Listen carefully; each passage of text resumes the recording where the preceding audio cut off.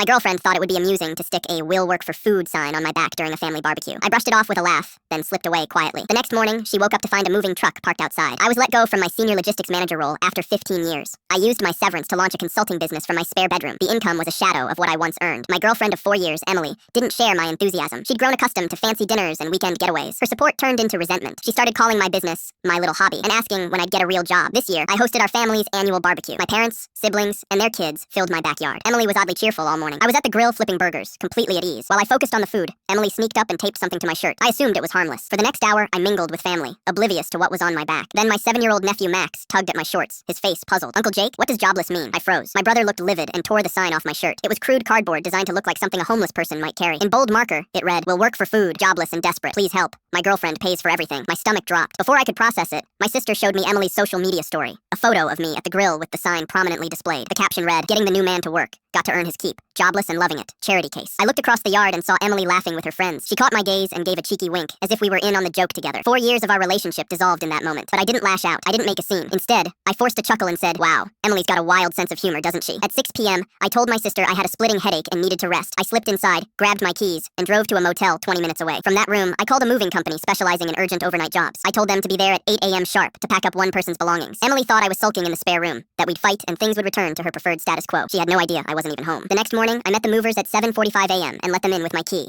Emily was still asleep. I handed them a detailed list. All women's clothing from the master closet, all personal items from the bathroom, everything in her office, boxes labeled Emily in the garage. About 20 minutes in, the sounds woke Emily. She stumbled out in one of my old shirts, saw movers wrapping her computer monitor, and froze. "Jake, what's happening? Who are these people?" "They're movers, Emily," I said evenly. "You're moving out." "Moving out? Is this about that dumb prank yesterday?" "It wasn't a prank. It was a public declaration of what you think of me. You don't humiliate the people you live with for laughs." I showed her the screenshot of her post. "This isn't something you recover from, Emily." She started crying. "You can't do this. We built this life together." "Let's be clear," I said. "I own this house. I bought everything in it 2 years before we met. You haven't paid a cent toward the mortgage or bills in 4 years.